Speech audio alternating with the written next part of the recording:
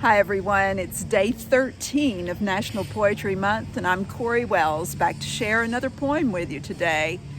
I'm hoping you can hear me okay. There's some weed eating and lawn mowing going on nearby, but maybe it will be just fine, and it actually, I think, ties in a little bit to the poem I'm reading today. Yesterday we had a musical interlude / poem of Wendell Berry's, but the day before that I was on my leaps from one poem to another, and we had the Jan LaPearl poem about remodeling the camper. And in that poem there's a hammer, there's welding, there are logs, there's a paintbrush, there's all these objects that really stand out to me. And it brings me to today's poem, which is by Denton from his book Crimes Against Birds, which came out from Main Street Rag a few years ago. And this is called Your Very Flesh. I knew a woman who made fudge as thick and smooth as summer and 5 times better than any you ever ate. It's an art to make anything that melts on your tongue, can be savored down deep in your soul. Makes me want to know how to do it too. Do you know how to do something that brings simple joy in its beauty, will be remembered after you die? Every July, my Nana made 14-day pickles.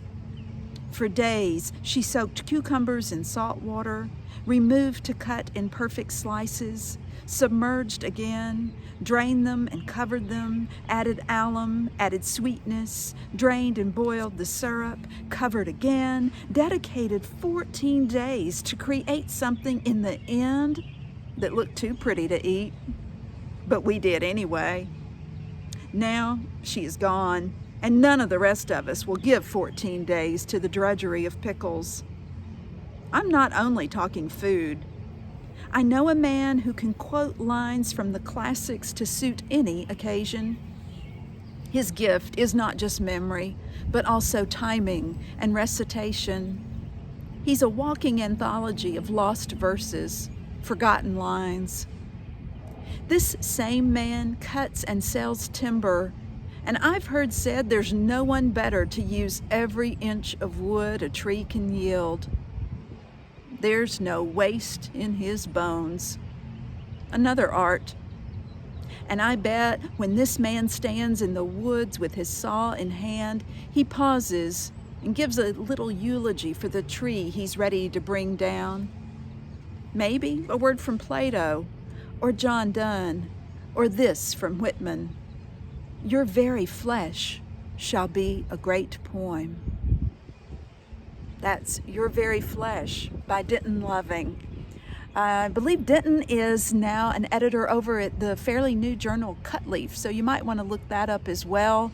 And if you're using these poems for your own inspiration, think of someone that you want to write about, and what is it that you most associate with them in terms of objects, in terms of what they made. And it might be something as simple as a bologna sandwich, right?